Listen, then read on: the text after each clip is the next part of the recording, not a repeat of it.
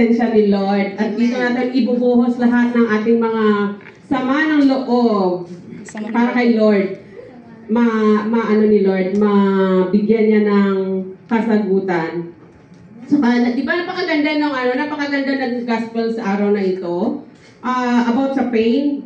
Di ba yung lahat tayo may kanya-kanya tayong mga pain sa ating buhay. Yes. Yung sinasabi ni Father niya kanina, yung cross na pinapasa natin lagi, araw-araw yan.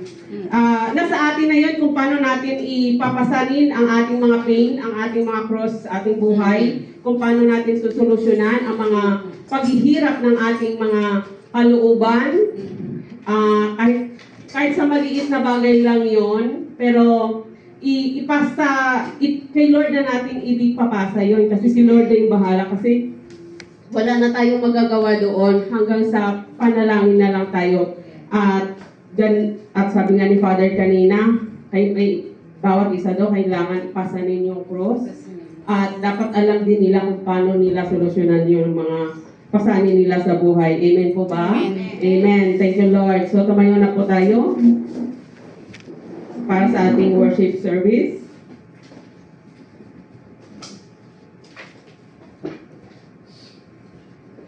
Okay, let's acknowledge the presence of the Lord when we say in the name of the Father, the Son, the Holy Spirit. Amen. Father God in heaven, papuri at pasasalamat, Lord God, ang aming ibinabalik sa iyo, Lord God, sa araw na ito, Lord God, na kami po ay muling ibinalik ninyo sa inyong tahanan, Lord God, na may kagalakan sa aming mga puso, Lord God. Open our heart, Lord, ang aming mga isipan, Lord God, na kung ano man po yung aming mapapakinggan po mga salita, Lord God, ay nawa po, Panginoon, ay aming maisabuhay, Lord God, sa araw-araw, Lord God. Lord, maraming salamat, Lord God. Ilayo mo po kami sa mga distraction po, Panginoon, na walang makakagambala po sa amin, Lord God. In the name of Jesus, we take authority and bind all the powers and forces in the air, on the ground, in the water, in the underground, in the netherworld, in nature, and far that are not of God. Father, you are the Lord over the entire universe, and we give you glory for your creation. In the name of Jesus, we bind all demonic forces that have come against us and our families, and we seal all of us the protection of your most precious blood that was shed for us on the cross. Mary, our Mother, we seek your protection and intercession with the Sacred Heart of Jesus for us and our families, and surround us with your mantle of love to discourage the enemy. Saint Joseph, protection of the Universal Church of community and of families, you have been specially chosen by God to protect and provide for the Holy Family. We likewise come for your assistance to pray for our divine providence. Father, send to us Saint Michael, our guardian angels, to come and defend us and our families in the battle against the evil ones that roam the earth. In the name of Jesus of Nazareth, we bind and command all the powers and forces of evil to depart right now away from us, our homes, from this place, from our community, the Lord's love, and our lands. And we thank you, Lord Jesus, our rock, our stronghold, and our refuge, for you are a faithful and compassionate God. Amen. Father, as we come to do our task, we ask you to cover us with the most precious blood of your Son, Jesus Christ.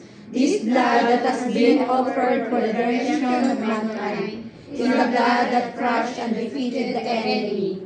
Cover all our loved ones, our families, our entire household, including our pets, our means of livelihood, and anything that the enemy may do to distract us from our work for you. We thank you, Father, for despite our sinfulness and shortcomings, your overflowing mercy and compassion have brought us to life and be useful to you and the works of your kingdom. Amen.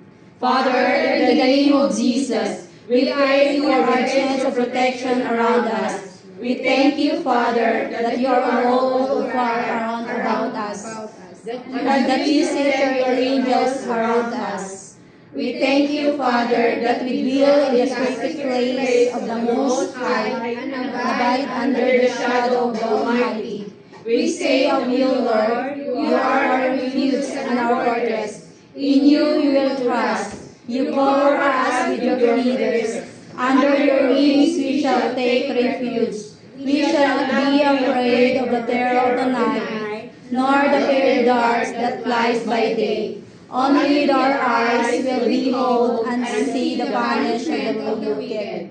Because we have made you Lord, our refuge and our fortress. No evil shall befall us, no accident will overtake us, neither shall any plague or calamity come near us. For you give your angels charge over us, to keep us in all your ways. Father, because you have set your love upon us, therefore you will deliver us. We shall call upon you, and you will answer us. You will be with us the trouble, and will satisfy us with long life, and show us your salvation. Not a hair of us shall perish. Amen. Dear Lord, touch my heart to value my love for God above all things. Fill my spirit to value my commitment and consistency to win souls for Christ. Renew my mind to value my obedience and prompt response to God and the governance of the community. Grant me the wisdom to value my stewardship in all areas of my life, time, talent, treasure, family responsibilities. Transform my soul to value my spirituality by regularly investing time in prayer and study. Light my path to value my Christian integrity, demonstrating honesty, morality, respect, and humility in my daily walk in the Spirit. Show me the way to value my faith in God and my being a possessor of the words of God. Give me the joy to value my honoring God with my tithes and offerings. Lead my life to value my pursuit of excellence in everything I do. Mold my body to value my membership within the body of Christ in the Lord's love, and my response to exercise God-given gifts for the education of the body. Amen. Manatili tayong nakatayo sa ating CLF anthem.